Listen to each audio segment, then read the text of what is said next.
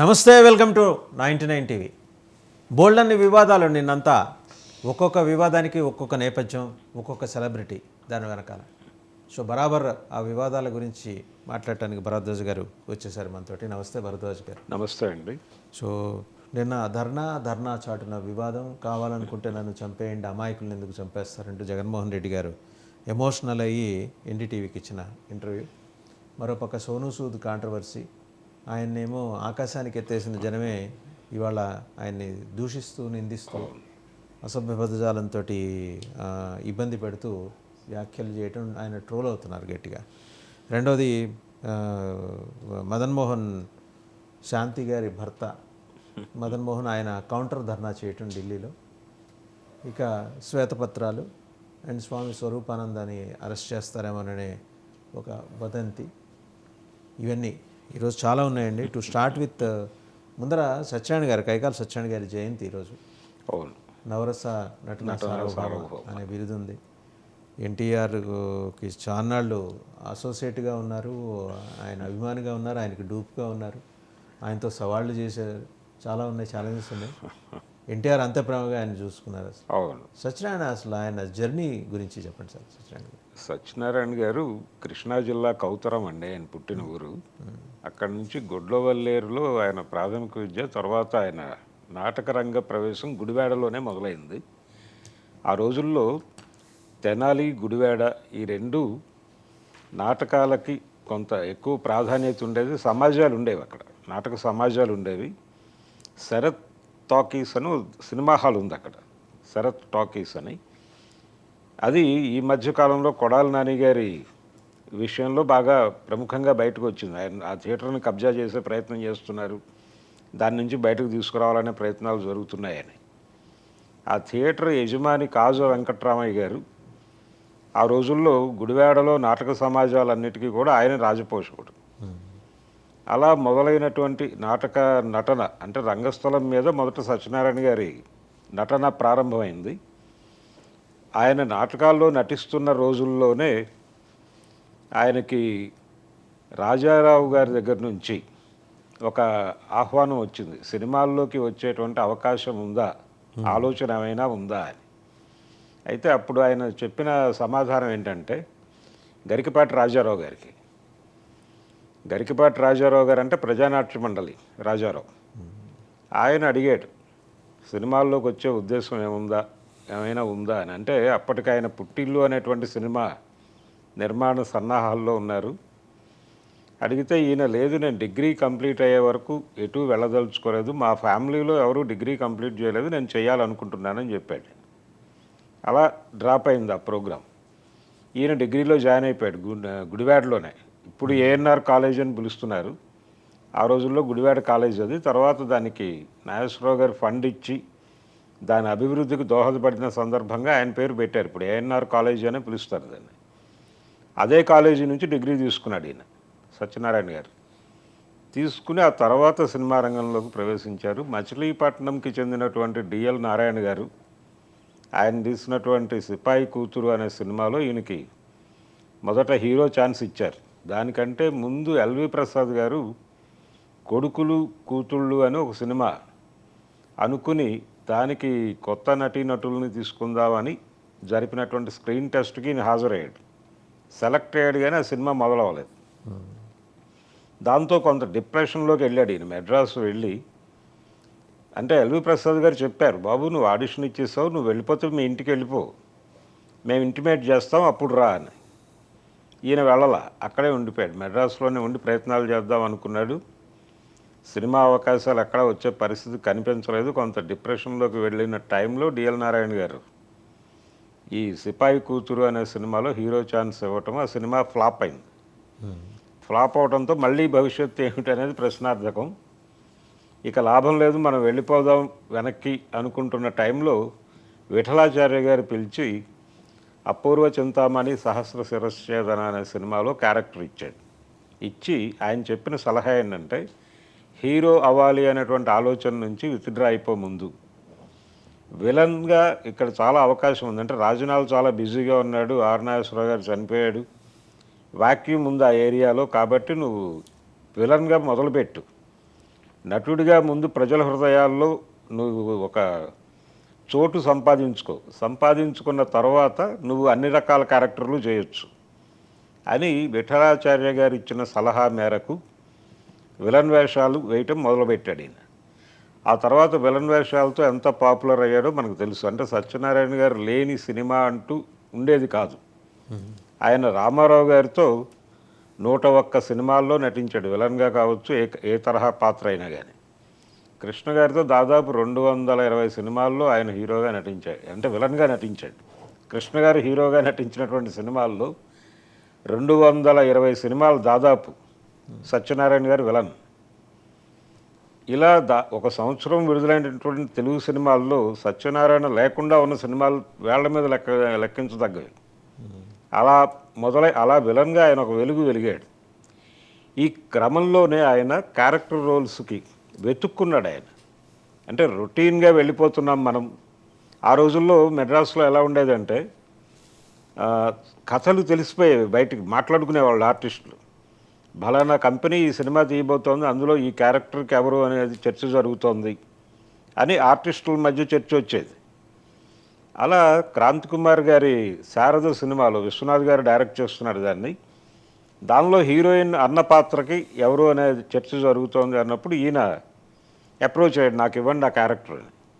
క్రాంతి కుమార్ గారిని అలాగే విశ్వనాథ్ గారిని. అదేమో కరుణరస ప్రధానమైనటువంటి పాత్ర. సత్యనారాయణ గారిదేమో విలన్గా ఆయన చాలా ప్రతిష్ట పొంది ఉన్నాడు అప్పుడు. ఒకసారిగా ట్రాన్స్ఫర్మేషన్ అంటే కష్టం ఎలా అని చెప్పి చాలా ఆలోచించారు. ఈయన వాళ్ళ మీద విపరీతంగా ప్రెజర్ తీసుకొచ్చాడు. చివరికి ఫైనల్గా ఆయనకు ఆ క్యారెక్టర్ ఇచ్చారు.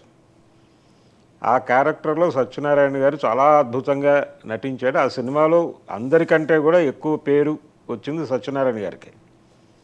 అక్కడి నుంచి ఏ తరహా పాత్ర అయినా సత్యనారాయణ చేయగలడు అని మొదలైంది. క్యారెక్టర్ ఆర్టిస్ట్గా టర్న్ అయ్యాడు ఆయన. రెండోది ఎస్వి రంగారావు గారి నిష్క్రమణ. రంగారావు గారు విలన్గా చేస్తూనే క్యారెక్టర్ రోల్స్ ప్యారలల్గా వెళ్ళాడు ఆయన. అంటే పాతాళ భైరవిలో నేపాళ మాంత్రికుడిగా కనిపించిన రంగారావే ఇమ్మీడియట్ సినిమా పెళ్లి చేసి చూడులో వియన్నగా సావిత్రి తండ్రిగా నటించాడు. ఇలాంటి అవకాశం సత్యనారాయణ గారికి రాలా, కానీ ఆయనే అందిపుచ్చుకున్నాడు. ఆయనే కృషి చేసి నేను ఏ తరహా పాత్ర అయినా చేయగలను. చివరికి కామెడీ రోల్ చేయాలి అనుకున్నాడు ఆయన. ఒక ఫుల్ లెంగ్త్ కామెడీ క్యారెక్టర్ చేయాలి అని దేవుడు చేసిన మనుషుల సినిమా అప్పుడు ఆ క్యారెక్టర్ ఉందని తెలిసింది ఆయనకి. వెళ్ళి రామచంద్రరావు గారిని పట్టుకుని ఆ క్యారెక్టర్ నాకే ఇవ్వండి, నేనే చేస్తాను అంటే, అదేంటా నీకు విలన్గా ఏదైనా క్యారెక్టర్ అనుకుంటున్నాం మేము అంటే, వద్దొద్దు, మీరు విలన్ కావాలంటే ప్రభాకర్ రెడ్డికి ఇవ్వండి, మరొకళ్ళకి ఇవ్వండి, నేను చెయ్యను, నాకు ఆ సినిమాలో ఉన్నటువంటి ఆ కామెడీ రోల్ ఇవ్వండి. అదే చేశాడు. ఇలా తన ఒక ఇమేజ్ ఏర్పాటు చేసుకుని ఆ ఇమేజ్ నుంచి బయటకు రావటానికి తనే డైరెక్టర్ల చుట్టూ తిరిగి ఒక క్యారెక్టర్ పట్టుకొని యుద్ధం చేసి వాళ్ళతో ఆ క్యారెక్టర్ పోషించి, నిజానికి ఆ సినిమాలో ఆ క్యారెక్టర్కి చాలా పేరు వచ్చింది. ఎన్టీఆర్ తర్వాత దేవుడు చేసిన మనుషుల్లో ఎవరైనా ప్రస్తావించేది సత్యనారాయణ గారు పోషించినటువంటి ఆ విజయ నిర్మల అన్న క్యారెక్టర్. ఆ క్యారెక్టర్లో ఆయన నటనని ప్రస్తావించకుండా ఎవరు ఉండరు. అలా ఏ క్యారెక్టర్ అయినా కానీ ఆయన నటించే పద్ధతి, అంటే ఎక్కడా కూడా ఎవరి ఇన్ఫ్లుయెన్స్ కనిపించదు ఆయన నటన మీద. అలాగే నిప్పులాంటి మనిషి సినిమా, నిప్పులాంటి మనిషిలో అది హిందీ వెర్షన్లో ప్రాణ్ చేశాడు ఆ క్యారెక్టరు. తెలుగులో వచ్చేసరికి సత్యనారాయణ తీసుకున్నారు. నిజానికి ఆ సినిమాలో రామారావు గారి క్యారెక్టర్ కంటే సత్యనారాయణ క్యారెక్టరే కొంచెం స్క్రీన్ స్పేస్ ఎక్కువ. అలాగే ఈ క్యారెక్టర్కే పాట ఉంటుంది, రామారావు గారి క్యారెక్టర్కి పాట కూడా ఉండదు. అందులో సత్యనారాయణ గారికి చాలా పేరు వచ్చిన తర్వాత ఇది చూసి ఎంజి రామచంద్రన్ దాన్ని తమిళ్లో రీమేక్ చేసేటప్పుడు ఆ క్యారెక్టర్ కూడా తనే చేశాడు. రెండు అంటే డ్యూయల్ రోల్ చేశాడు ఆయన. షేర్ ఖాన్ క్యారెక్టర్ కూడా ఆయనే చేశాడు. స్నేహమేరా జీవితం అంటే ఈ షేర్ ఖాన్ అనే పేరు ఎంత పాపులర్ అయిందంటే, హీరోకి వెన్నుదన్నుగా ఉండి హీరోని ముందుకు నడిపించే క్యారెక్టర్కి షేర్ ఖాన్ అని పేరు పెట్టాలి అనేటువంటిది ఎంతగా ఇంకిందంటే మగధీర సినిమాలో శ్రీహరి క్యారెక్టర్కి షేర్ ఖాన్ అని పేరు పెట్టేదాకా అది అలా విస్తరించింది. అలా నిప్పులాంటి మనిషి సినిమా ఆయన కెరియర్లో ఒక అద్భుతమైన సినిమా. అక్కడి నుంచి మొదలు పెడితే ప్రాణ్ ఇంపాక్ట్ ఏమైనా ఉందా ఈయన మీద, ప్రాణ్ ప్రభావం ఏమైనా ఉందా అని పరిశోధించారు చాలామంది. కానీ ప్రాణ్ క్యారెక్టరు ప్రాణ్ తరహాలోనే ఉంటుంది, సత్యనారాయణ గారు చేసే పాత్ర ఈయన తరహాలోనే ఉంటుంది. ఎక్కడా ఇద్దరి మధ్య పోలిక పెట్టడానికి కుదరని పరిస్థితి. అండ్ డైవర్సిఫైడ్ రోల్స్ తీసుకు ఇప్పుడు యమగోల్లో యమగోళ క్యారెక్టరు అది రామారావు గారు సజెస్ట్ చేసింది. అంటే యాక్చువల్గా ఎన్టీఆర్తో యముడు చేయించి ఆ యంగ్ ప్రెసిడెంట్ క్యారెక్టర్ బాలకృష్ణతో చేయిస్తే అలా ఉంటుంది అనేది ప్రొడ్యూసర్ వెంకటరత్నం గారి ప్రపోజల్. ఓకే. స్క్రిప్ట్ చూసిన తర్వాత రామారావు గారు ఈ క్యారెక్టర్ బాలకృష్ణ చేయలేడు కాబట్టి ఇది నేను చేస్తాను, యముడు క్యారెక్టర్ సత్యనారాయణతో చేయిద్దాం కానీ అద్భుతంగా పండించారు అది అని సత్యనారాయణతో యముడు క్యారెక్టర్ చేయించటం అనేది ఎన్టీఆర్ ఆప్షన్. అది అలా యముడు అంటే సత్యనారాయణ అనే పరిస్థితి వచ్చేసింది. ఆ తర్వాత వరుసగా యముడు క్యారెక్టర్లు అన్నీ ఆయనకే చేశారు ఆయన. యమలీల కావచ్చు, యముడికి మొగుడు కావచ్చు, ఇలా నడిచింది ప్రయాణం. ఇలా ప్రతి క్యారెక్టర్ ఆయన ఏ క్యారెక్టర్ చేసినా నవరస నటనా సార్వభౌమ అనిపించుకున్నాడు ఆయన. ఆయన మొదటి సినిమాలో హీరోగా యాక్ట్ చేశాడు సిపాయి కూతురు, తర్వాత కూడా ఒక సినిమాలో హీరోగా యాక్ట్ చేశాడు ఆయన మొరటోడు అని. సురేష్ మూవీస్ బ్యానర్లో వచ్చింది ఆ సినిమా. నగేష్ డైరెక్టర్. ఆ క్యారెక్టర్ సత్యనారాయణ మాత్రమే చేయగలడు అని నగేష్ రామానాయుడు గారికి చెప్పాడు. చెప్పిన తర్వాత సత్యనారాయణతో చేయిద్దాం అన్నాడు ఆయన. మరి విలన్ను అనేటువంటి ఇమేజ్ ఉంది కదా అంటే ఏం పర్వాలేదు, సబ్జెక్ట్ బాగుంటే అదే వెళ్ళిపోతుంది సినిమా అని ఆ మొరటోడు సినిమాలో సత్యనారాయణ గారితో హీరో క్యారెక్టర్ చేయించారు. ఆ తర్వాత తాయారమ్మ బంగారయ్య సినిమా, అందులో కూడా ఆయనది కీ రోలే. ఆయన షావుకారు జానకి. నిజానికి కె విశ్వనాథ్ గారు శారద సినిమా దగ్గర నుంచి సత్యనారాయణ గారి మీద విపరీతమైన నమ్మకం ఉంచి సిరిసిరిమవ సినిమాలో హీరోయిన్ ఫాదర్ క్యారెక్టర్ ఆయనతో చేయించటం. నిజానికి శంకరాభరణం శంకర శాస్త్రికి ఎవరూ దొరక్కపోతే సత్యనారాయణతోనే చేయించేద్దామని ఫిక్స్ అయి ఉన్నాడు ఆయన, రకరకాల ప్రయత్నాలు చేసి. అంటే శివాజీతో చేయించాలని ఒక దశలో అనుకున్నారు. శివాజీ గారు ఆ సబ్జెక్టుకి అంగీకారం తెలపలేదు. ఇలా నడుస్తూ ఉన్న టైంలో ఎవరూ దొరకకపోతే సత్యనారాయణతోనే వెళ్ళిపోదామని ఫిక్స్ అయిన టైంలో సోమయాజుల ప్రస్తావన వచ్చింది. తర్వాత కూడా ఆయన తీసినటువంటి సప్తపది సినిమాలో సత్యనారాయణ గారికి తప్పనిసరిగా ఒక క్యారెక్టర్ ఉండేది. శుభలేఖలో ఆయన చేసినటువంటి క్యారెక్టర్ ఇప్పటికీ చెప్పుకుంటారు, అంకెల ఆదిశేషయ్య. అంకెల ఆదిశేషయ్య క్యారెక్టర్ సత్యనారాయణ గారు పోషించిన తీరు, క్యారెక్టర్ని తను అడాప్ట్ చేసుకునే పద్ధతి, ఒక రకంగా ఎస్వి రంగారావు లేని లోటుని తెర మీద తీర్చినవాడు సత్యనారాయణ. అంటే post S V Rangarao 74 I think S V Rangarao గారి డిమైజ్. అవును. అప్పటి నుంచి అంటే ఈ తరహా పాత్రలు ఎవరు చేయగలరో కామెడీ మిక్స్ చేస్తూ క్యారెక్టర్ రోల్స్ చేస్తూ దీంతోపాటు ప్యారలల్గా విలనీ నడుపుతూ ఒక దశలో విలన్ త్రయం ప్రవేశించింది తెలుగు సినిమాలో. ముగ్గురు విలన్లు, రావు గోపాలరావు, సత్యనారాయణ, అల్లు రామలింగయ్య, ముగ్గురు ఉండేవాళ్ళు ప్రతి సినిమాలోనూ. ముగ్గురిలో క్రూయల్ విలన్ సత్యనారాయణ, కొంచెం పొలిటికల్ ఐడియాలజీ ఉన్నటువంటి విలన్గా రావు గోపాలరావు, కొంచెం నక్కజిత్తులు వేసేటువంటి విలన్గా Allu Ramalingaiah, comedian come villain. అలా అంటే వీళ్ళ ముగ్గురు కాంబినేషన్ అనేది ముగ్గురు ఉండాలి విలన్స్, ముగ్గురు సెట్ విలన్ త్రయం అనేటువంటి పద్ధతిలో కొన్ని సినిమాలు వచ్చినాయి. పాపారాయుడు, ఈ సినిమాలన్నీ అలా వచ్చినవి. అలాగే వేటగాడు, రాఘవేంద్రరావు గారి సినిమాలు. రాఘవేంద్రరావు గారి సినిమాల్లో కూడా సత్యనారాయణకి చాలా ప్రాధాన్యత ఉంటుంది. ఆయన కేడీ నెంబర్ 1 సినిమాలో సత్యనారాయణ రోల్ చాలా బాగుంటుంది కంపారిటివ్గా ఎన్టీఆర్ రోల్ కంటే కూడా. అలాగే రామారావు గారితో చాలా ఎక్కువ సాన్నిహిత్యం ఉండేది. ఆయన తమ్ముడు అని పిలిచేవాడు. ఆయన రాజకీయాల్లోకి వెళ్ళాలి జర్నీ కూడా రామారావు గారు సూచనతోటే కదా ఆయన మొదలెట్టింది. అవును. అంటే లేదు, అసలు ఆయన రాజకీయాల్లోకి వెళ్ళాలి అనుకున్నప్పుడు సత్యనారాయణని ఇన్వైట్ చేశాడు. చేస్తే లేదు నేను ఇప్పుడు బిజీగా ఉన్నాను అన్నగారు, నేను రాలేను అని చెప్పి ఆయన ఆగిపోయాడు. అలా అప్పుడే రావాల్సింది ఆయన. అప్పుడే అంటే సినిమా ఇది తెలుగుదేశం ప్రారంభ సమయంలోనే రావాల్సింది. అయితే రంగస్థలం మీద ఈయన స్టేజ్ పెర్ఫార్మెన్స్ ఇస్తున్నప్పుడే రామారావు తమ్ముడు అని పిలిచేవాళ్ళు ఆడియన్స్. ఈయన హెయిర్ స్టైలు అదంతా కొంచెం రామారావుకి దగ్గరగా ఉండేది కూడా. బాడీ లాంగ్వేజ్ ఇదంతా. ఆ తర్వాత ఆయన కొన్ని సినిమాల్లో ఎన్టీఆర్కి డూప్గా యాక్ట్ చేశారు, రాముడు భీముడు ఇలాంటి సినిమాల్లో. అలాగే రామారావు గారు విష్ణుమూర్తిగా కనిపించినప్పుడు ఆ వెనక 2 చేతులు సత్యనారాయణ గారే. చాలా సినిమాల్లో 4 చేతులు ఉండాలి కదా, ముందు 2 చేతులు రామారావు గారివి, వెనక నుంచి వచ్చేటువంటి 2 చేతులు సత్యనారాయణ గారివి. ఇలా ఎన్టీఆర్తో రకరకాలుగా అసోసియేట్ అయి ఉన్నాడు ఆయన. ఎన్టీఆర్కి చాలా జూనియర్ అయినప్పటికీ రామారావు గారికి తండ్రి పాత్రలు కూడా చేశాడు ఈయన. బొబ్బిలిపులి సినిమాలో తండ్రి, అలాగే రామారావు గారి చివరి సినిమా నా దేశం, దానిలో కూడా రామారావు గారి తండ్రి పాత్రలో కనిపిస్తాడు సత్యనారాయణ. ఇలా హీరో ఎవరైనా విలన్ సత్యనారాయణే. అలాగే సినిమాలో ఏదైనా ప్రత్యేకమైనటువంటి పాత్ర ఉంటే ప్రాణం ఖరీదు చిరంజీవి గారి, అంటే చిరంజీవి రిలీజ్ అయినటువంటి మొదటి సినిమా, అంటే ఒక రకంగా డెబ్యూ ఫిలిం అనొచ్చు. డెబ్యూ ఫిల్మే అంటే తెర మీద చిరంజీవి కనిపించిన మొదటి సినిమా అది. యాక్చువల్గా ఆయన కెమెరా ముందుకి వెళ్ళినటువంటి cinema Punadirallu. Yes. Punadirallu delay అయింది రిలీజు. ప్రాణం ఖరీదు ముందు రిలీజ్ అయింది, అది క్రాంత్ కుమార్ గారి సినిమా అవటం వల్ల. అందులో గూడెంలో ఒక ముసలి పాత్ర ఉంటుంది, ఆ క్యారెక్టర్ నేను చేస్తాను అని సత్యనారాయణ చేశాడు ప్రాణం ఖరీదు సినిమాలో.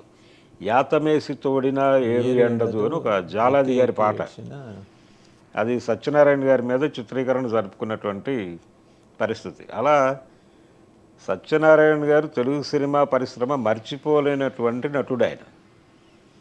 ఆయన దాదాపు 750 సినిమాలు నటించాడు, సుదీర్ఘమైనటువంటి కెరియరు.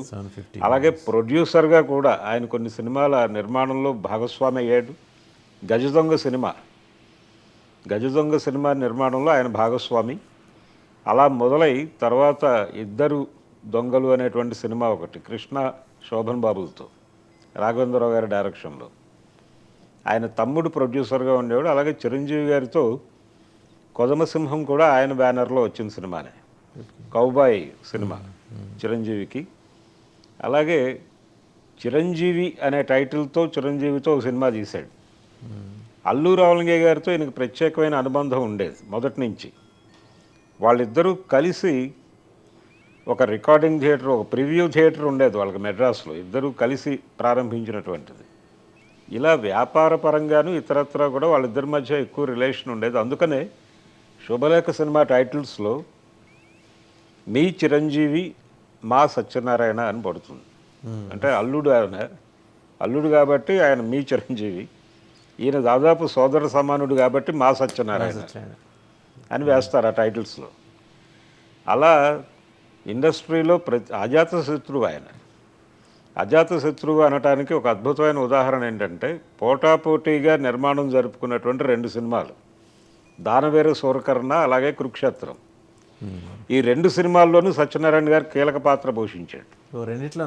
రెండిట్లోనూ ఉన్నాడు. అక్కడేమో దుర్యోధనుడిగా చేశాడు ఆయన కురుక్షేత్రంలో, ఇక్కడ భీముడిగా చేశాడు. ఆ సినిమాలో ఉన్నటువంటి ఆర్టిస్టులు ఈ సినిమాలో లేరు, ఇక్కడ ఉన్నటువంటి ఆర్టిస్టులు అక్కడ లేరు. ఈయన ఒక్కడే, ఈయన అక్కడ దుర్యోధనుడు గాను ఇక్కడ భీముడు గాను కనిపిస్తాడు. రామారావు గారితో ఆయనది ప్రత్యేకమైనటువంటి జర్నీ సత్యనారాయణ గారి. ఎన్టీఆర్ గారికి క్యారెక్టర్లో లీనమైపోయి కొన్ని సందర్భాల్లో అవతల నటులను ఇబ్బంది పెట్టేదాకా వెళ్ళేవాడు ఆయన, ముఖ్యంగా పోరాట సన్నివేశాల్లో. అలా ఎన్టీఆర్తో ఫైట్ సీన్ అంటే తర్వాత నేను చాలా రోజులు బాడీ పెయిన్స్తో బాధపడేవాడిని అని చెప్పేవాడు సత్యనారాయణ గారు. అయినప్పటికీ అదొక జర్నీ వాళ్ళిద్దరిది. ఎన్టీఆర్కి చిన్న జలసీ ఉండేదట ఈయన మీద, అంటే లైక్ చాలా చిన్న జలసీ, సరదాకి చెప్తుంటారు. ఒకసారి ఆయనే చెప్పారు సత్యనారాయణ గారే, ఒకసారి ఏదో పౌరాణిక పాత్ర వేసినప్పుడు తొడగొట్టడం అనేది ఈయన చేశారట. నాకు చెప్పకుండా నువ్వు తొడగొడతావు నా ఎదురుగుండా అని చెప్పి 15 టేకులు దిగించారట. అన్నగారు ఆ సీన్ పండించడం కోసం నేను తొడగొట్టాల్సి వచ్చిందంటే అప్పుడు కన్విన్స్ అయ్యారట. అయితే సత్యనారాయణ మీద ఆయనకు ఒక వాత్సల్యం ఉండేది. నిజానికి ఈయన్ని ప్రమోట్ చేసింది రామారావు ఇండస్ట్రీలో. ఇద్దరు ఆయన్ని గట్టిగా ప్రమోట్ చేసిన వాళ్ళు, ఒకటి విఠలాచార్య, తర్వాత రోజుల్లో ఎస్డి లాల్ గారు ప్రమోట్ చేశాడు ఈయన్ని. అంటే ఈయన విలన్గా నటించినటువంటి మొదటి సినిమాకి డైరెక్టర్ ఎస్డి లాల్. అంటే ఆయన విఠలాచార్య శిష్యుడు. విఠలాచార్య లాల్ గారికి ఈయన్ని ప్రమోట్ చేశాడు. అక్కడి నుంచి ఈయన కోసం క్యారెక్టర్లు డిజైన్ చేసేవాడు ఆయన, సత్యనారాయణ కోసం. లాల్ గారి సినిమాల్లో, చాలా సినిమాల్లో సత్యనారాయణ గారు, నిప్పులాంటి మనిషి కూడా ఆయన డైరెక్షన్లో వచ్చింది. అందుకని సత్యనారాయణ యాప్ట్ చేసుకున్నాడు ఆయన. కేఎస్ఆర్ దాస్ గారు, ఆయన సినిమాల్లో సత్యనారాయణకి ప్రత్యేకమైన పాత్రలు ఉండేవి. అలాగే విజయ నిర్మల్ గారు కూడా, విజయ నిర్మల్ డైరెక్షన్లో వచ్చినటువంటి 3 పువ్వులు 6 కాయలు అనే సినిమా, అందులో టోటల్గా విలన్ క్యారెక్టర్కి చాలా ప్రాధాన్యత ఉంటుంది. సత్యనారాయణ కాబట్టి ఆ క్యారెక్టర్ మీద మేము అంత స్ట్రెస్ పెట్టామని చెప్పింది ఆవిడ. సత్యనారాయణ ఉన్నాడు కాబట్టి అనే ధైర్యంతో. తర్వాత ఆయన హిందీ సినిమాల్లో కూడా యాక్ట్ చేశాడు. హిందీ సినిమాల్లో యాక్ట్ చేశాడు. బాలీవుడ్ నుంచి హాలీవుడ్కి వెళ్ళినటువంటి షాలీమార్ అనేటువంటి ఒక సినిమాలో కూడా ఆయన క్యారెక్టర్ ఉంది. ఆయన చిన్న క్యారెక్టర్ చేశాడు ఆయన. అంటే జాతీయ స్థాయిలో ఒక ప్రాముఖ్యత ఉండేది సత్యనారాయణ గారికి, ఒక స్టేటస్ ఉండేది. ఆ స్ట్రైచర్ రంగారావు గారి తర్వాత బాగా మంచి అసోసియేషన్, చిరంజీవి గారు బాగా అభిమానించేవాడు. అంటే ఆయన చనిపోవడానికి ముందు ఆయన బర్త్డేకి, అప్పటికి బెడ్ మీద ఉన్నారు. బెడ్ మీద ఉన్నారు. చిరంజీవి వచ్చి కేక్ కట్ చేయించాడు. అంటే చిరంజీవితో 2 సినిమాలు తీశాడు ఆయన బ్యానర్లో. ఒకటి చిరంజీవి అనే టైటిల్ పెట్టి, అందులో ఆ సినిమా పెద్దగా నడవలేదు, కానీ చిరంజీవితో ఒక డిఫరెంట్ క్యారెక్టర్ చేయించాడు. అంటే తను ఎలాగైతే ఒక విలన్గా కంటిన్యూ అవుతూ డిఫరెంట్ రోల్స్ కోసం తపన పడ్డాడు, అలాగే హీరోగా చిరంజీవితో కూడా రొటీన్ క్యారెక్టర్లు చేయిస్తున్నారు అనే ఉద్దేశంతో కొంచెం డిఫరెంట్ రోల్ చేయించాడు ఆయన ఆ సినిమాలో. విలనిష్గా కనిపించేటువంటి హీరో క్యారెక్టర్. అందుకనే ఆ సినిమా ఆడియన్స్ కనెక్ట్ కాలేదు. సినిమా దెబ్బతింది, కానీ నటుడిగా చిరంజీవికి మంచి పేరు వచ్చింది. అలా చిరంజీవి అనే సినిమా, కొదమ సింహం ఏమో ఒక వేరే జానర్, అది కౌబాయ్ సినిమా. చిరంజీవి గారికి ఒక డిఫరెంట్ జానర్లోకి తీసుకెళ్లే ప్రయత్నం. ఎన్నో జయంతి సార్ ఇప్పుడు? ఆయన చనిపోయే నాటికి 87 అండి. ఇప్పుడు దాదాపు 92 అలా, 5 ఏళ్ళు అయింది. రైట్. ఇక నెక్స్ట్ టాపిక్లోకి వస్తే కనుక, జగన్మోహన్ రెడ్డి గారి ఢిల్లీ ధర్నా, ఆ తర్వాత ఎన్డీటీవీకి ఇచ్చిన ఇంటర్వ్యూలో నన్ను చంపేస్తారా, చంపేయండి, చాలా ఎమోషనల్ అయ్యారు ఆయన మాట్లాడుతూ. డ్రామా పండించారా, లేకపోతే లోపల నుంచి వచ్చిన భావోద్వేగానా? లేదండి, అంటే ఆయన చాలా ఎమోషనల్గా మాట్లాడటం ద్వారా తిరిగి ప్రజల్ని కనెక్ట్ చేసుకోవాలి అనేటువంటి ఒక దీనిలో ఉన్నాడు. అంటే ఒక ఎమోషనల్ నేరేటివ్ని బిల్డ్ చేసేటువంటి ప్రయత్నంలో ఉన్నాడు ఆయన. దీన్ని అందులో భాగంగానే ఆయన ఇంకొక మాట వాడాడు, మా పాలనలో ఇటువంటి దాడులు జరగలేదు అని. ఇది ప్రతి ప్రభుత్వం క్లెయిమ్ చేసుకునేది. నిజానికి వైఎస్ జగన్ గారి పరిపాలనలో కూడా కొన్ని దాడులు జరిగినాయి. దానికి ప్రత్యక్షంగా కొన్ని కేసులు నమోదై ఉన్నాయి. వాటి ప్రస్తావన కూడా చేయాల్సి ఉంటుంది ఈ సందర్భంగా. ఇంతకంటే ముందు వారి తండ్రి గారి పాలనలో కూడా అలాంటివి జరిగినాయి. అంటే తెలుగుదేశం కార్యకర్తల మీద దాడి అనేది వైఎస్ రాజశేఖర రెడ్డి గారి హయాంలో కూడా జరిగినాయి. అప్పుడు కూడా దాదాపు ఇలాగే జగన్మోహన్ రెడ్డి గారి లాగానే చంద్రబాబు నాయుడు గారు ఈ సీడీలు పట్టుకుని ఢిల్లీ వెళ్ళి ధర్నా కార్యక్రమం లాంటిది ఏం చేయలేదు, కానీ ఈ సీడీలు పట్టుకెళ్ళి అక్కడ అందరికీ పంపిణీ చేయటం, రిప్రజెంటేషన్ ఇవ్వటం అనేది జరిగింది. అలాగే ఆయన ఎన్డీటీవీలో మాట్లాడుతూ నన్ను చంపేయండి, మా కార్యకర్తల్ని టార్గెట్ చేయొద్దు అన్నాడు. ఈ చంపేయమనటం అనేది ఈ రోజున రాజశేఖర రెడ్డి గారు, అంటే జగన్మోహన్ రెడ్డి గారు కొత్తగా అనటం కాదు. రాజశేఖర రెడ్డి గారు గతంలో ఒకసారి అసెంబ్లీలో కూడా అన్నాడు ఆ మాట. నా కుమారుడు తప్పు చేశాడని తేలితే సిబిఐతో ఎంక్వైరీ చేయించండి, అప్పుడు కూడా తప్పు చేశాడని తేలితే మద్దెల చెరువు సూరికి ఇంటర్వ్యూ పెట్టాడు ఈయన అని ఒక తెలుగుదేశం నుంచి ఒక ఆరోపణ వచ్చిన సందర్భంగా అసెంబ్లీలో ఆయన చేసినటువంటి ప్రకటన. నా కొడుకుని ఉరి తీయండి, నాకు అభ్యంతరం లేదు, నేరస్తుడని నిరూపితమైతే అన్న పద్ధతిలో ఆయన ఒక స్టేట్మెంట్ ఇచ్చాడు. దాదాపు అలాంటి స్టేట్మెంటే ఈయన ఇచ్చాడు, నన్ను చంపేయండి కానీ మా కార్యకర్తలను ఏం చేయకండి అని. ఇది కార్యకర్తల్లో ఒక నిబ్బరం, మానసిక ధైర్యం నింపటం కోసం ఇచ్చినటువంటి ప్రకటనే. అంతే తప్ప రెండోది, ఆయన ఢిల్లీలో ఉండి ఆ ధర్నా చేయటం ద్వారా ఆయన జాతీయ నాయకుల్ని అట్రాక్ట్ చేశాను అనుకున్నాడు. చాలామంది వచ్చి ఎమోషనల్గా మాట్లాడారు. నిజానికి శివసేన నుంచి వచ్చి మాట్లాడినటువంటి రౌత్ వచ్చినట్టు శివసేన నుంచి ఇంకొక లేడీ ఒక ఆవిడ వచ్చి మాట్లాడారు, ప్రియాంక వచ్చారు. అయితే ఆవిడ మాట్లాడిన వీడియోస్ని వైఎస్ఆర్సిపి తాలూకా సోషల్ మీడియా నెట్వర్క్స్లో ప్రియాంక గాంధీగా ఆ టైటిల్ పెట్టి పంపు చేశారు. రాహుల్ గాంధీ వస్తున్నాడు ఈ ధర్నా దగ్గరికి అని కూడా ప్రచారం జరిగింది. అయితే అఖిలేష్ యాదవ్ ఒక్కడే అట్నుంచి ఒక రిప్రజెంటేషన్ లాగా వచ్చాడు ఆయన. అయితే ఎందుకు ఇండియా కూటమి దూరంగా ఉంది దీనికి అంటే, అఖిలేష్ యాదవ్ రావటం ఒకటే సూచన కాదు, ఆయన వచ్చి మాట్లాడి వెళ్ళాడు, అలాగే శివసేన కూడా.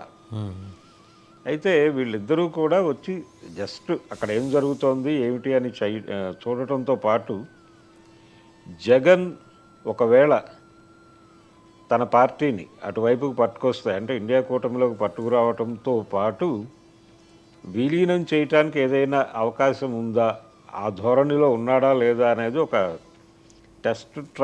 ట్రయల్ రన్గా వచ్చినట్టుగా అనిపించింది నాకు. అంటే కాంగ్రెస్ పార్టీ పంపించింది అంటారు ఎమిసరీగా అఖిలేష్ యాదవ్ అని. అంతే అంతే అంతే అంతకు మించి వేరే అంటే ఆయన అయితే సర్దుబాటు లేకపోతే విలీనం, అంతే. సర్దుబాటు లేదా విలీనం, సర్దుబాటు కంటే కూడా విలీనమే. విలీనం అవటానికి ఆ మూడ్ ఉందా లేదా? డ్రాస్టిక్ అండ్ ఎక్స్ట్రీమ్ స్టెప్కి జగన్మోహన్ రెడ్డి గారు వెళ్తారండి అంటే ఆయన వెళ్ళడం ఉండాలని అనుకుంటున్న మనిషి కదా. లేదు ఆయన వెళ్ళే మూడ్లో లేడు. అయితే ఆ మూడ్ స్టడీ చేయటం కోసం మాత్రమే వచ్చారు వాళ్ళు, అంతకు మించి వేరే తృణమూల్ కాంగ్రెస్, అన్నా డిఎంకే, అలాగే ఆప్, ఉద్ధవ్ ఠాక్రే, శివసేన, అవును, వీళ్ళందరూ వచ్చి కలిశారు. అందులో అఖిలేష్ యాదవ్ ఒక్కడే ప్రామినెంట్గా కనిపిస్తున్న ఫిగర్. నిజానికి సీరియస్గా ఉంటే కనుక డిఎంకే కూడా రావాల్సింది కదా, రాలేదు. ఒకవేళ సీరియస్గా దీన్ని హైలైట్ చేయాలి అనుకుని ఉంటే నేరుగా రాహుల్ గాంధీ గారే ఒక విజిట్ చేసేవాడు. కానీ అటువంటి ఛాయలు కనిపించలేదు. మనం దీన్ని వదిలేయొద్దు, పట్టించుకోవడం లేదు అనే ఇంప్రెషన్ ఇవ్వకుండా మనం పట్టించుకున్నట్టుగానే కనిపిద్దాం, అలాగే అతని ధోరణి ఏమిటనేది తెలుసుకుందాం అనే పద్ధతిలోనే వచ్చారు వీళ్ళందరూ. దాన్ని వీళ్ళు రకరకాలుగా ప్రమోట్ చేసుకుంటున్నారు. అయితే విచిత్రంగా ఈ ధర్నా దగ్గరికి ఎన్డీఏ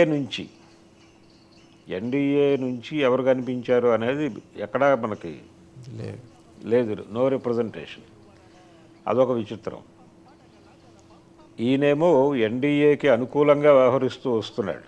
పార్లమెంట్లో ఆయన 4 ఎంపీలు వ్యవహరించిన తీరు ఇవన్నీ కాబట్టి ఈరోజు రేపు కూడా అక్కడే ఉంటాడు ఆయన. ఈరోజు కలిసే అవకాశం ఉందా సోనియా గాంధీ గారిని? అలాంటి స్పెక్యులేషన్ వస్తుంది. ఈ నిర్ణయం తీసుకున్నందుకు విజయసాయి రెడ్డి గారు తీవ్రంగా ఆగ్రహించి నేను ఎన్డీఏతో బీజేపీతో వెళ్తా అని చెప్పి ఆయన కూడా అమిత్ షా గారి అపాయింట్మెంట్ అడిగారట. అది నిన్న నుంచి నేషనల్ మీడియా హోరెత్ చూపిస్తుంది. ఆల్మోస్ట్ అమిత్ షా విజయసాయి రెడ్డికి అపాయింట్మెంట్ ఇచ్చేసినట్టుగా కూడా ప్రచారం జరుగుతోంది.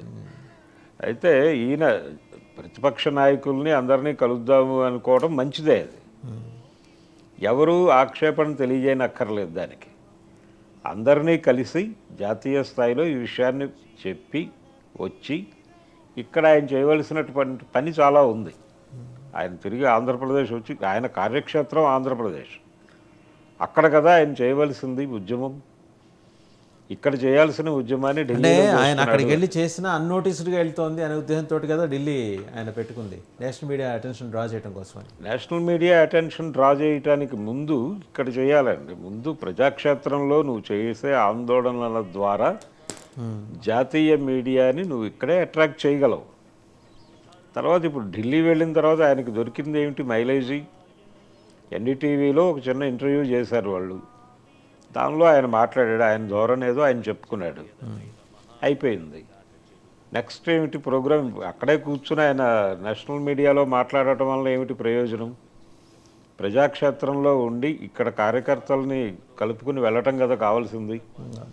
నన్ను చంపేయండి, నా కార్యకర్తల్ని కాపాడండి అనటం కన్నా కార్యకర్తల తరఫున నిలబడి పోరాటం చేయాల్సినటువంటి అవసరం ఉంది ఆయన. టోన్ వాజ్ సినికల్ అండి. సినికల్గా ఉండాల్సిన అవసరం లేదు. ఆ పొజిషన్లో కూర్చుంటారు, ఏముంది, ఒక్కళ్ళే గెలిచిన ఇద్దరే గెలిచిన బీజేపీ మళ్ళీ తిరిగి అధికారంలోకి రాలేదు. లేదు, ఆయన ధోరణి మీకు డే 1 నుంచి ఆయన అసెంబ్లీకి వచ్చి మొదటి రోజున ఆయన ప్రమాణ స్వీకారం చేయడానికి ఆయనకి ప్రత్యేకంగా ఎంట్రీ అది కల్పించారు. ఆయన రెండోసారి అంటే బడ్జెట్ సమావేశాల ప్రారంభం రోజున ఆయన వచ్చినప్పుడు ఈ మధుసూదన్ రావు అనేటువంటి స్టేట్మెంట్ చాలా వైరల్ అయింది. ఆయన పేరు పెట్టి ప్రస్తావించటము, అలాగే ప్రజాస్వామ్యం అనగా ఏమి అనేది ఒక క్లాస్ చెప్పాడు ఆయనకి. అలాగే 3 సింహాలు ఏమిటి అనేది చెప్పాడు. ఇంత అవసరమా అనేది చాలామంది ఫీల్ అయ్యేటువంటి పరిస్థితి కల్పించాడు. ఇగ్నోర్ చేస్తుంటే ఆయన హుందా పెరిగేది. అంటే అసలు ఎందుకు ఆయన నేరుగా వెళ్ళిపోయి అక్కడ ఇప్పుడు ప్లకార్డ్స్ పట్టుకో వెళ్ళటానికి కుదరదు అన్నారు వాళ్ళు. ఓకే అని అక్కడ పెట్టేసి వెళ్ళిపోవటమే. ఆ రూల్ ఉందా లేదా అనేది చెక్ చేసుకుని అసెంబ్లీలో మాట్లాడాలి ఆయన. ఇది జరిగింది గతంలో, పార్లమెంట్లో కూడా జరిగింది. అవును, పార్లమెంట్లో కూడా ప్లకార్డ్స్ పట్టుకుని వెళ్ళటానికి వీలేదు అన్నప్పుడు బయట ఇచ్చి లోపలికి వెళ్ళి దాన్ని ఈ పేపర్స్ జేబులో పెట్టుకుని లోపలికి వెళ్ళి అక్కడ పట్టుకునేవారు. అక్కడ పట్టుకుని ఇదే ప్లే కార్డు మేము అక్కడ బయట నుంచి తీసుకొస్తుంటే అలో చేయలేదు, దీని మీద సమాధానం కావాలని గొడవ చేసిన సందర్భాలు అనేకం ఉన్నాయి. ఇది చేయాలి జగన్మోహన్ రెడ్డి కూడా, కానీ ఆయన ఆ మూడ్లో లేడు. తాను చేసే పనికి ఎవరు అడ్డుపడ్డా వాళ్ళ మీద సీరియస్ మూడ్లో కనిపించాడు. 10% అయినా ఆయన అనుకున్నది ఏమైనా సాధించగలిగారని నిన్న ప్రోగ్రామ్ ద్వారా ఒక ఈవెంట్ని అద్భుతంగా మేనేజ్ చేయగలిగారు అనే మాట అయితే వచ్చింది. ఈవెంట్ బాగా మేనేజ్ చేశారు. దానిలో విజయసాయి రెడ్డి కంట్రిబ్యూషన్ చాలా ఉన్నట్టుగా కనిపించింది. అంటే ఆ కార్యక్రమానికి వచ్చినటువంటి నాయకులందరినీ ఆయనే ఇన్వైట్ చేసి పర్సనల్గా అక్కడికి వచ్చేటువంటి పరిస్థితి కల్పించినట్టుగా ఆ మొత్తం డిజైన్ విజయసాయి రెడ్డి చేతుల మీదుగా జరిగినట్టుగా కనిపించింది. అంటే ప్రతి ఒక్కరిని ఆయనే రిసీవ్ చేసుకోవటం, ఆయనే వేదిక మీదకు తీసుకురావడం, మాట్లాడించడం, అదంతా ఆయనే నిర్వహించాడు దాదాపుగా. ఒక రకంగా ఆయనకి జాతీయ రాజకీయాల్లో ఉన్నటువంటి ఇన్ఫ్లుయెన్స్ని అక్కడ ప్రదర్శించాడు ఆయన విజయసాయి రెడ్డి. అదే టైంలో ఆయనకి వ్యతిరేకంగా ఇంకొక ప్రోగ్రాం జరుగుతోంది ఆ పక్కన. అక్కడే శాంతి భర్త మదన్ మోహన్ ఆయన కౌంటర్ ధర్నా చేశాడు కదా. ధర్నాకి పర్మిషన్ ఇవ్వలేదండి. ధర్నా ప్రయత్నం చేశారు, ధర్నాకి పర్మిషన్ రాలేదు. దాంతో వాళ్ళు జస్ట్ ఆ బ్యానర్స్ పట్టుకుని అక్కడ డిస్ప్లే చేస్తూ కొంచెం మీడియా దృష్టిని ఆకట్టుకున్నారు. పర్టికులర్గా తెలుగు మీడియా అక్కడికి వెళ్ళి వాళ్ళతో మాట్లాడించింది. ఏమిటి దేశం ఆర్గనైజ్ చేయించుండొచ్చు డెఫినెట్గా. అంటే ఢిల్లీ లెవెల్లో ఇది జరగటం వెనకాల తెలుగుదేశం పార్టీ ప్రమేయం డెఫినెట్గా ఉంటుంది. తెలుగుదేశం ఇగ్నోర్ చేస్తుంటే బాగుండేదేమో, పెద్ద అంతగా పట్టించుకోకుండా వదిలేస్తే. ఇది చేయించడం ద్వారా ఇట్ మేక్స్ ఎనీ ఏం లేదండి. అంటే ఆయన హోంమంత్రి గారికి అక్కడ ఒక విజ్ఞాపన సమర్పించాడు. వంగలపూడి అనిత గారికి సమర్పించాడు. తర్వాత అక్కడి నుంచి ఢిల్లీ వెళ్ళారు వీళ్ళు. ఢిల్లీ వెళ్ళి ఈయనతో పాటు టోటల్గా ఎవరైతే ఈయనతో అసోసియేట్ అవుతున్నారో ఇప్పుడు నినాదం మారింది. వాళ్ళు మొన్నటిదాకా నాకు అన్యాయం జరిగింది అని మాట్లాడేవాడు ఆయన మదన్ మోహన్. ఇప్పుడు ఆ నినాదం నుంచి నా భార్యని కాపాడుకోవాలి అనేటువంటి నినాదంలోకి మారాడు ఆయన. ఈ బిడ్డకు తండ్రి ఎవరు అనే నినాదం నుంచి వదిలేశాడు.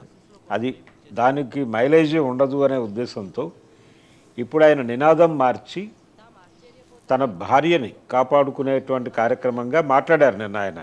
వాళ్ళందరూ ఢిల్లీలో మాట్లాడింది అదే. ఓకే, ఒక ఎస్టీ మహిళని ఇలా ఒక రాజకీయ నాయకుడు వాడేసుకోవటం అనే దాని మీద మేము కేంద్రీకరిస్తున్నామని మిగిలిన వాళ్ళు కూడా మాట్లాడారు. అంటే ఫోకస్ ఎటువైపు నుంచి ఎటువైపుకి డైవర్ట్ అయింది అనేది కనిపిస్తుంది. సో ఇప్పుడు ఆవిడ బయటకు వచ్చి మాట్లాడాలి. శాంతి గారు బయటకు వచ్చి దీనికి ఎలా స్పందిస్తారు అనేది చూడాలి. ఎవరైనా మాట్లాడిస్తే బాగానే ఉంటుంది ఆవిడతో. అంటే నిన్న ఒక రకంగా విజయసాయి రెడ్డి గారిని ఇరుకుని పెట్టే ప్రయత్నం ఒకటే కూడా జరిగింది. విజయసాయి రెడ్డిని ఇరుకుని పెట్టే ప్రయత్నం కూడా జరిగి ఉండొచ్చు. అండ్ సరే ఆ అంశం పక్కన పెడితే ఇక దీని జగన్మోహన్ రెడ్డి గారికి అనుబంధంగానే విశాఖ శారదాపీఠం స్వామి ఈ యొక్క సెక్యూరిటీని మొత్తం 2+2 సెక్యూరిటీ భద్రత కుదింపు మొత్తం కుదించేశారు. భద్రత కుదించి ఒకళ్ళని ఉంచారు. ఒకళ్ళని ఉంచడం ద్వారా అంటే మేము మీ భూ కుంభకోణాల మీద దర్యాప్తుని ముమ్మరం చేస్తున్నాం అనే మెసేజ్ ఏమైనా పంపించే ప్రయత్నం చేస్తుందా ప్రభుత్వం? డెఫినెట్గా అండి, డెఫినెట్గా ఆయన్ని ఒక రకంగా తెలంగాణ ఆంధ్రాలో ఉన్నటువంటి గత పాలకుల స్వామీజీగా స్టాంప్ వేసేటువంటి ప్రయత్నం కూడా జరుగుతోంది. అది సోషల్ మీడియా వేదికగా జరుగుతోంది ప్రచారం. దాంతోపాటు మెయిన్ స్ట్రీమ్ మీడియాలో కూడా ఆయనకు వ్యతిరేకంగా వార్తలు ప్రసారం అవటం, అలాగే ఇంటర్వ్యూస్ ప్రసారం అవటం అది జరుగుతోంది. అలాగే ఆయన గత జీవితాన్ని తవ్విదీసి దాన్ని తెర మీదకు తీసుకొచ్చే ప్రయత్నం కూడా చేస్తున్నారు. ఆయన చాలా దేవాలయాలకి అనుసంధానమై ఉన్నాడు, ఇంక్లూడింగ్ ఫిలిం నగర్ దైవ సన్నిధానంతో సహా. ఇన్ని దేవాలయాలతో ఆయనకు లింకులు ఉన్నాయి. వీటన్నిటి వెనకాల ఆయన అనుసరించినటువంటి ఒక పద్ధతి ఉంది అని దాన్ని ఎస్టాబ్లిష్ చేసే ప్రయత్నం కూడా చేస్తున్నారు. అంటే చాలా పెద్ద పెద్ద వాళ్ళతో లింకులు ఏర్పాటు చేసుకుంటాడు ఈయన, ఏర్పాటు చేసుకుని అలా బతికేస్తున్నాడు. ఇది పూర్తి స్థాయి కమర్షియల్ వ్యవహారం తప్ప ఈయనకి ఎక్కడ ఆధ్యాత్మిక కోణం అనేది లేదు. ఆధ్యాత్మికతని కమర్షియల్గా వాడేసుకుంటున్నాడు అనేది జనాల్లో విపరీతంగా ప్రమోట్ చేసేటువంటి పని జరుగుతోంది. అందులో భాగంగానే ఇప్పుడు ఈ సెక్యూరిటీ కుదింపు కార్యక్రమాలు కూడా దాన్నే ఇండికేట్ చేస్తున్నాయి. అంటే మేము తగ్గిస్తాం, మీరేం చేస్తారు అంటే ఈ ఇంకొక వదంతో లేకపోతే ఇక అబ్జర్వేషన్ తెలియదు కానీ ఏంటంటే ఆయన్ని అరెస్ట్ చేస్తారు, అంత సీరియస్ ఎలిగేషన్స్ ఉన్నాయి భూ కబ్జాకు సంబంధించి తిరుమల అండ్ వైజాగ్. అంటే ఆయన భూ కబ్జాలు అంటే ఆయన కూడా చాలా తెలివిగా వ్యవహరించాడండి. ప్రతిదీ కూడా ప్రభుత్వం నుంచి కేటాయింపులుగానే నడిపించుకున్నాడు ఆయన. నడిపించుకుని ఆ ఏరియాలో ఉన్నటువంటి మిగిలినవి ఏవైనా ఉంటే ఆయన అటువైపు వ్యాపించే ప్రయత్నం చేశాడు తప్ప ఈ వివాదాల్లో నుంచి తప్పించుకోవడానికి ఆయన గ్రౌండ్ ఆయన ఏర్పాటు చేసుకునే ఉన్నాడు. ఓకే. అయితే చాలా చోట్ల ఆయనకి హామీలు ఇచ్చారు కానీ ఆన్ పేపర్ రాలేదు బయటికి. తెలంగాణలో కూడా ఆయనకి కోకాపేటలో 2 ఎకరాలు అంటున్నారు కానీ ఆన్ పేపర్ ఉందా అనేది అనుమానమే. ఆన్ పేపర్ ఉంది, ఆయన అందులో ఒక భాగం కన్స్ట్రక్షన్ కూడా పూర్తి చేశారు. అవును. సో మిగిలిందైనా ఆక్యుపై చేసుకుందామని ఇప్పుడు ఇక్కడ కూడా మిగిలిన పార్టీల వాళ్ళు ప్రత్యేకించి కాంగ్రెస్ పార్టీ అందరూ టార్గెట్ చేస్తున్నారు ఇప్పుడు. అయితే ఆ ఏరియాలో ఇంకొంచెం విస్తరించే ప్రయత్నం చేశాడు ఆయన. ఈ విస్తరణకి సంబంధించి ఆపి అక్కడి నుంచి తిరిగి వాళ్ళు హ్యాండ్ ఓవర్ చేసుకునేటువంటి ప్రయత్నం జరుగుతుంది ప్రభుత్వం వైపు నుంచి. ఈ కన్స్ట్రక్షన్ జరిగినటువంటి ప్రాంతం వరకు వదిలేస్తారని అనుకుంటున్నాను నేను. ఈ ఏరియాకి రారు, అంటే హైదరాబాద్ వరకు. దాంతోపాటు ఇంకా ఆయనకి కొన్ని కేటాయింపులు చెప్పారు. జూబ్లీ హిల్స్లో ఏదో ఇస్తామన్నారు ఆ రోజుల్లో కేసీఆర్ గారు. అదైతే ఎక్కడా జరిగినట్టు లేదు ఆన్ పేపర్, అది కేవలం హామీగానే ఉంది. ఇలా జగన్మోహన్ రెడ్డి గారు ఇచ్చినటువంటి హామీల్లో కూడా కొన్ని మాత్రమే దీనిలోకి వచ్చినాయి, పేపర్ మీదకి వచ్చినాయి కానీ కొన్ని పేపర్ మీదకి రాలేదు. ఇంకా రానివి వదిలేసినట్టే ఇప్పుడు. కానీ హామీ ఇచ్చిన ప్రాంతాల్లో కూడా ఈయన వెళ్ళి జెండా పాతి ఉండొచ్చు. అవన్నీ వివాదాలు అవుతాయి ఇప్పుడు. ఆ వివాదాలను రైజ్ చేసి వెనకటికి కమ్యూనిస్టులు పాతేవాళ్ళు ఇప్పుడు స్వాములు పాడుతున్నారా? స్వామీజీలు పాతున్నారు జెండాలు. అంటే కేసీఆర్ గారు అయితే ఆయన మొదటి టర్మ్లో చాలా స్పష్టంగా చాలామంది స్వామీజీలకి హైదరాబాద్ చుట్టూ విస్తృతంగా స్థలాల కేటాయింపు, ఒక రకంగా ఒక డివోషనల్ వాతావరణం ఉండాలి హైదరాబాద్ చుట్టూ అని చెప్పి ఆయన చాలామందికి హామీలు ఇచ్చాడు. ఈయన కొంచెం ఎక్కువ ఇచ్చాడు. కానీ ఏది ఏవైనా అది ఆ కోకాపేట ఒకటే ఆ పార్ట్ మాత్రమే మిగిలింది ఆయనకి. మిగిలినది వదిలేసుకోవటమే, మిగిలిన హామీలుగా చూసినవన్నీ వదులుకోవటమే. ఇప్పుడు అక్కడ కూడా ఆయన్ని కేసులు పెట్టే పరిస్థితి ఉందా అంటే డెఫినెట్గా పెట్టే ప్రయత్నం చేస్తారు, కానీ వాటన్నిటికీ ఎవిడెన్సులు ప్రొడ్యూస్ చేయగలడు. ప్రభుత్వం నుంచి వచ్చిన ప్రతిపాదనలు మాత్రమే, నాకుగా నేను కోరినది కాదు, నాకు అక్కర్లేదు, నేను వదిలేస్తాను. ఒకవేళ అని ఆయన చేత అనిపించాలని ఏమన్నా గవర్నమెంట్ ఉద్దేశం ఉండొచ్చు, అనిపించాలనే ఉద్దేశం, అంతకుమించి ఏం లేదు. ఆ కార్నర్ చేయటమే, కార్నర్ చేయటానికి కేసులు పెడతారు. కేసులు పెట్టిన తర్వాత ఆయన ఇదే ప్రకటన చేస్తాడే, అయిపోతుంది అక్కడికి. నిజంగా ఆయన అంత వివాదాస్పద స్వామిగా ఇది ఎమర్జ్ అయ్యారండి. చాలామంది స్వామీజీలు ఒక దశలో ప్రభుత్వాధినేతల ప్రాపకానికి వెళ్ళి ఇతర పార్టీలతో విమర్శల పాలు అవటం అనేది చాలామంది విషయంలో చూసాం మనం. చిన్నజీయర్ స్వామి విషయంలో ఆయన అంటే కేసీఆర్కి ఆయనకి చెడింది అనే వాతావరణం వచ్చినప్పుడు కల్కి సినిమా ప్రొడ్యూసర్ ఆయన అశ్విని దత్ గారు ఒక వేదిక మీద జియర్ స్వామి గారి గురించి చాలా దుర్మార్గంగా మాట్లాడారు, బాహటంగా అభ్యంతరకరంగా మాట్లాడుతూ ఒక మాట అన్నాడు, జియర్ స్వామి ముందు ప్రణమిల్లని రాజకీయ నాయకుడు చంద్రబాబు నాయుడు అని చెప్పాడు ఆయన. చెప్పిన మరుక్షణం చంద్రబాబు నాయుడు గారు జియర్ గారి దగ్గర మోకరిల్లినటువంటి ఫోటోలు సోషల్ మీడియాలో విపరీతంగా వైరల్ అయినాయి. అయితే అశ్విని దత్ గారికి ఆ విషయం తెలియదు. ఇలా ఒక పార్టీకి కొమ్ము కాయటం వలన అన్పాపులర్ అవటం అనేది సహజంగా జరిగేది. అందులో ఈయన కూడా, ఇప్పుడు ఈ విశాఖ స్వామీజీ కూడా జగన్ని ముద్దు పెట్టుకోవటం, నీదే రాబోయే రాజ్యం అని చెప్పటం, నీ అవసరం ఉంది రాష్ట్రానికి అని చెప్పటం, నువ్వు కారణ జన్ముడివి అని చెప్పటం, ఇవన్నీ కూడా చెప్పారు కదా, ఆయన ఆత్మని కూడా చెప్పారు, ఆత్మ అని చెప్పటం, ఇవన్నీ కూడా అవతల పార్టీ పొలిటికల్గానే చూస్తుంది. ఆయన రాజకీయ నాయకుడు, అవతల పార్టీ రాజకీయంగానే చూస్తుంది. దీనిలో ఏదైనా రాజకీయం ఉందా అనే చూస్తారు. అట్లా ఈయన రాజకీయ వివాదాలకు కేంద్రంగా మారాడు. అవతల వాళ్ళు పూర్తిగా బాయ్కాట్ చేయటమే కాదు, ఈయన తాలూకా చరిత్రను తవ్వి ఈయన గురించి చాలా రెడిక్యూల్ చేసి మాట్లాడటం కూడా మనం చూసాం తెలుగుదేశం పార్టీ వైపు నుంచి. అలా ఆయన ఏదో బ్యాట్స్ నిట్టింగ్ చేసుకుంటూ వచ్చారని తప్పే ఉందండి. ఆయన మొదల ఉపాధి కోసం చేసుకున్నారు. ఆయన తర్వాత ఆయన ఎక్కడన్నా బుద్ధుడికి ఫలానా వృక్షం కింద జ్ఞానోదయం అన్నట్టు ఆయనకి వైజాగ్లో అయిందేమో, అయ్యి స్వామీజీ అయి ఉండొచ్చేమో, తర్వాత హిమాలయాలకు వెళ్ళారేమో. వాటికి వస్తే చాలా పార్టీల్లో నాయకులు చాలా ట్రేడ్స్లో ఉన్నారు వాళ్ళు, తప్పే ఉంది.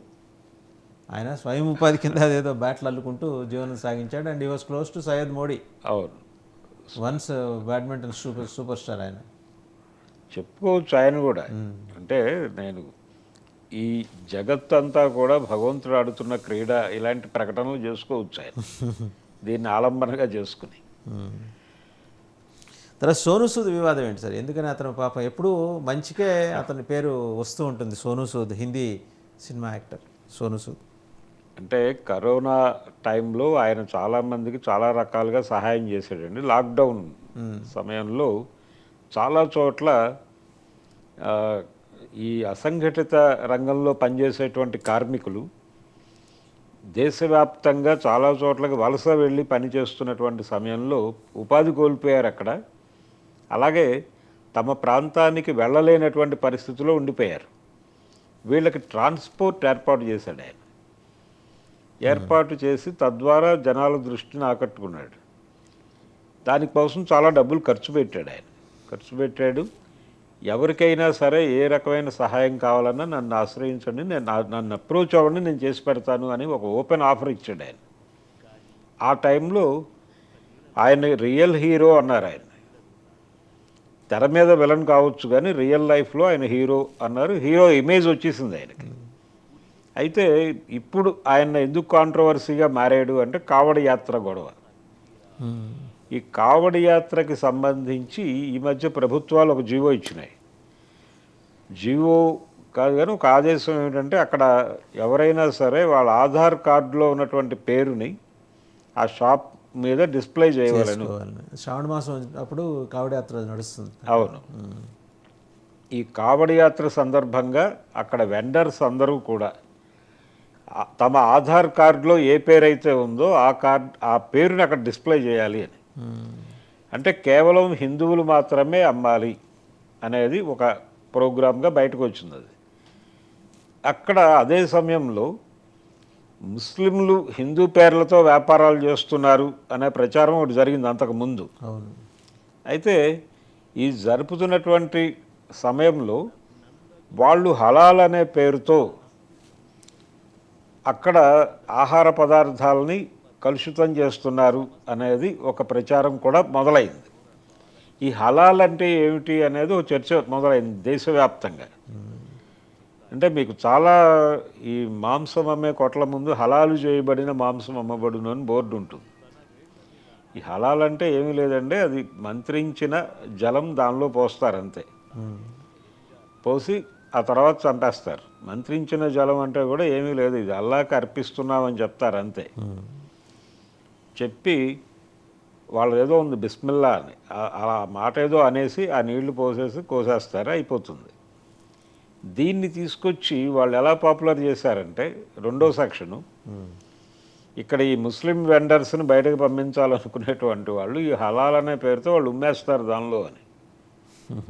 ఈ ఉమ్మేసింది తినాలా అనేది ఒక చర్చ. ఇది దేశవ్యాప్తంగా చాలా విస్తృతంగా జరుగుతున్న చర్చ ఇప్పుడు. ఇది ఒక రకంగా దేశంలో హిందూ ముస్లిం ఐక్యత మీద, ఈ ఐక్యతను దెబ్బకొట్టడానికి రకరకాల ప్రయత్నాలు జరుగుతున్నాయి. అది కాశ్మీర్ ఫైల్స్ లాంటి సినిమాలు వచ్చినాయి మనకి. ఈ క్రమంలోనే ఇది కూడా ఒక ప్రాధాన్యత సంతరించుకునేటువంటి పరిస్థితి. దీనిలో ఈయన ఎంటర్ అయ్యాడు, సోనూ సూద్. ఎంటర్ అయ్యి అలా ఎలా మీరు మాట్లాడతారు అని కొంత ఇక్కడ అవతల వాళ్ళు వ్యాపారం చేసుకోవటం వలన వచ్చిన నష్టం ఏంటి అన్న ధోరణిలో ఆయన ట్వీట్ చేశాడు. ఆ ట్వీట్ని పట్టుకున్నారు ఎవరైతే ఈ ప్రచారం చేస్తున్నారో, ఈ ఉమ్మేస్తారు అనే ప్రచారం చేస్తున్నారో వాళ్ళు పట్టుకున్నారు. వాళ్ళు ఎక్కడ లింక్ చేశారు ఈయన్ని? ఆయన ఒక మాట అన్నాడు, ఒకవేళ అదే నిజమైతే దానిలో తప్పే ఉంది, శబరి ఎంగిలి రాముడు తినలేదా అన్నాడు. ఈ శబరి ఎంగిలి రాముడు తిన్నాడు అనేటువంటి వాక్యం దగ్గర ఇక్కడ వివాదం మరింతగా రాజుకుని శబరి ఎంగిలి రాముడు తిన్నాడు అని చెప్పి ఎవరి ఎంగిలి పడితే వాళ్ళ ఎంగిలి మేమందరం తింటామా అని రాజుకుంది వివాదం. ఆ వివాదం సందర్భంగా ఇప్పుడు ఆయన విలన్ అయిపోయాడు మళ్ళీ. అంటే అంతకుముందు విలన్ పాత్రలు చేస్తూ హీరో అయిన వాడే ఇప్పుడు తిరిగి విలన్గా మారిపోయాడు. వీళ్ళ దృష్టిలో మాత్రమే విలన్గా మారాడు తప్ప ఆ రోజున ఆయన సహాయం స్వీకరించిన వాళ్ళందరూ ఇప్పటికీ ఆయన హీరోగానే చూస్తున్నారు, విలనే అయినప్పటికీ. ఇప్పుడు ఆయన బయట లోపల కూడా విలన్ అయిపోయాడు ఈ ట్వీట్ ద్వారా. ఇలా ప్రకాష్ రాజ్ కూడా అప్పుడప్పుడు న్యూస్ మేకర్ అయిపోతూ ఉంటాడు. అంటే ప్రకాష్ రాజ్ది ఎక్స్ట్రీమ్ ఇది ఉంటుంది, ఈ సోనూ సూద్ గారి కొంచెం సాఫ్ట్గా ఉందేమో, కొంచెం సంయమనం పాటించాడు. అయినప్పటికీ ఇది కొంచెం గట్టిగా తగిలింది. ఆయన చేసినటువంటి వ్యాఖ్య ఏదైతే ఉందో, శబరి ఎంగిలి రాముడు తినలేదా అన్నది కొంచెం గట్టిగానే తగిలింది. అయితే వాళ్ళు అర్థం చేసుకోవాల్సిన విషయం అంటే శబరి రాముడు ఈ ప్రస్తావనలందరూ తీసుకొచ్చి వాళ్ళు అనుకూలంగానూ వ్యతిరేకంగా తీసుకొచ్చిన రాముడు అనేవాడు యూనివర్సల్ సబ్జెక్టు. ఆయన ఏ టైంలో అయినా ఎవరికైనా మార్కెట్ కాగలవాడు అని. అంటే అలాంటి ఇంప్రెషన్ ఈరోజు సోనూ సూద్ చేసిన వ్యాఖ్యల ద్వారా మరింత బలపడింది. ఆయన ప్రస్తావన చేయకుండా ఉండాల్సింది. దానివల్ల ఏంటంటే మరింత మంది వ్యతిరేక వర్గాన్ని ఆయన తయారు చేసుకున్నాడు. సోనూ సూద్ మీద వివాదం అదే ప్రధానంగా. అయితే నిజానికి ఇంకొంచెం డీటెయిల్డ్ స్టడీ చేసి ముస్లిం మేధావులతో మాట్లాడించి ఉంటే బాగుండేది. అసలు అక్కడ ఏం జరుగుతోంది, ఇది అయితే జరగదండి డెఫినెట్గా. ఇది వాంటెడ్గానే క్రియేట్ చేసి ప్రమోట్ చేస్తున్నారు. హలాల్ అంటే అది కాదు. హలాల్ చేయటం అనేది అలా జరగదు. కానీ అలా జరుగుతుంది అనే ప్రచారం అయితే విపరీతంగా జరుగుతోంది. అది చివరికి ఎక్కడి దాకా వెళ్ళిందంటే షారూఖ్ ఖాన్ని కూడా లింక్ చేశారు. లింక్ చేసి లతా మంగేష్కర్ చనిపోయినప్పుడు చూడటానికి వెళ్ళినప్పుడు ఆయన బయటకు వచ్చి ఏదో చిన్న ఉమ్మేశాడు అనేది కూడా ప్రస్తావించి గొడవ జరిపేస్తున్నారు. అంటే టోటల్గా ముస్లిం సామాజిక వర్గం మీద దాడి చేయటానికి దీన్ని ఒక ఆయుధంగా తీసుకుని ప్రతి ప్రాంతంలోనూ ప్రతి భాష అంటే ప్రతి మాధ్యమాల్లోనూ ఇప్పుడు దీని మీద డిస్కషన్ జరిగిపోతుంది. అంటే ఈ డిస్కషన్ ద్వారా ఏం జరుగుతుందంటే వాళ్ళ పొరుగునున్నటువంటి ముస్లింని అనుమానంగా చూసేటువంటి పరిస్థితి తయారవుతుంది. కాశ్మీర్ ఫైల్స్ సినిమా చూసినప్పుడు కూడా బయటకు వచ్చినటువంటి ప్రేక్షకుడు తన ఆఫీస్లో తన కొలీగ్ ఒకవేళ ముస్లిం అయి ఉంటే అతన్ని ప్రమాదంగా భావించేటువంటి పరిస్థితి. కేరళ స్టోరీ చూసే ఉంటారు. కేరళ స్టోరీ కూడా అదే కదా. అంటే దీనిలో కొన్ని వాస్తవాలు ఉంటాయి. అయితే కేవలం వాటినే ప్రొజెక్ట్ చేయటం ద్వారా ఆ కమ్యూనిటీ టోటల్గా దుర్మార్గమైనది అనేటువంటి ఒక అభిప్రాయం కలిగిస్తారు. కానీ డైరెక్టర్ గారు ఏం చెప్తాడంటే మా ఉద్దేశం అది కాదు, కొన్ని జరిగిన ఇన్సిడెంట్లు మాత్రమే చూపించామంటాడు ఆయన. అవి మాత్రమే చూపించడం వలన అలాంటి అభిప్రాయమే కలుగుతుంది. వీళ్ళ అంతిమ ఉద్దేశం అదే, ఆ అభిప్రాయం కలిగించటమే. అలాగని చెప్పి ఇప్పుడు సంఘ్ పరివారో మరొకటో లేకపోతే ఇప్పుడు కేంద్రంలో అధికారంలో ఉన్నటువంటి భారతీయ జనతా పార్టీ నాయకత్వంలో జరుగుతున్నటువంటి ఎన్డీఏ ప్రభుత్వమో అది ముస్లిం వ్యతిరేకి అనుకోవడం తప్పు. ఎందుకంటే అది ముస్లిం వ్యతిరేకి కాదు. భారతీయ జనతా పార్టీ ముస్లిం వ్యతిరేక కార్యక్రమంగా దీన్ని తీసుకుంటోంది అని నేనైతే అనుకోవడం లేదు. వాళ్ళు ఇస్లాంని ఎందుకు శత్రువుగా ప్రొజెక్ట్ చేస్తున్నారు అంటే వాళ్ళకు ఒక వ్యూహం ఉంది. ఈ దేశంలో ప్రజలు రియల్ ఎనిమీ ఎవరు అని కనిపెట్టకుండా ఒక సూడో ఎనిమీని క్రియేట్ చేయాలి అనుకున్నారు. ఆ enemy Islam. Right. Thank you Bharadwaj గారు, థ్యాంక్ యూ వెరీ మచ్. చూసాం కదా, అంటే 4-5 విభిన్న అంశాలు ఈరోజు దాని మీద సమగ్ర విశ్లేషణ. అవసరమైతే నన్ను చంపేయండి, నా కార్యకర్తల జోలికి రామాకండి అని చెప్పేసి జగన్మోహన్ రెడ్డి గారు ఎన్డీటీవీకి ఇచ్చిన ఇంటర్వ్యూలో చెప్పటం, అది ఆయన రాజకీయ ఎత్తుకెళ్ళలో భాగంగా. అలాగే ఆయన వాళ్ళని కలిసినా వీళ్ళని కలిసినా పార్టీని తీసుకెళ్ళి విలీనం చేసేది ఉండదు. ఆయన 30 ఏళ్ళు రాజకీయం చేయడానికే వచ్చాడు. 5 ఏళ్ళే అయింది, ఇంకా 25 ఏళ్ళు రాజకీయం చేస్తాడనే మెసేజ్ ఢిల్లీ ధర్నా ద్వారా. అలాగే మదన్ మోహన్ గారు, అంటే శాంతి భర్త మదన్ మోహన్ గారు కౌంటర్ ధర్నా ప్రయత్నం పెద్దగా అది హిట్ అవ్వలేదు. ఎందుకంటే అటెన్షన్ డ్రా చేయలేకపోయారు ఆయన. అంటే అది దాని వెనకాల తెలుగుదేశం ఉందనేది చాలామంది అభిప్రాయం. వాస్తవం కూడా అయి ఉండొచ్చు గాక. అంటే దీన్ని ఏదో డిస్టర్బ్ చేద్దామని, దీనికి ప్రాధాన్యం ఇవ్వకూడదు అనుకున్నప్పుడు దాని మీద అసలు ఫోకసే పెట్టకూడదు. ఆయన మానాన్ని ఆయన ఏదో చేసుకున్నాడు, 4-5 ఎంపీలు వచ్చారు, 4-5 పార్టీల నుంచి మాట్లాడారు, వెళ్ళారు, అయిపోయింది, అక్కడితో వదిలేయాల్సింది. దాని మీద అండ్ సోను సూద్ అండ్ విశాఖ శారదాపీఠం స్వామి వీళ్ళిద్దరి వివాదాల మీద కూడా సమగ్రంగా విశ్లేషణ ఇచ్చారు. Thank you very much Bharadwaj గారు. థ్యాంక్ యూ అండి.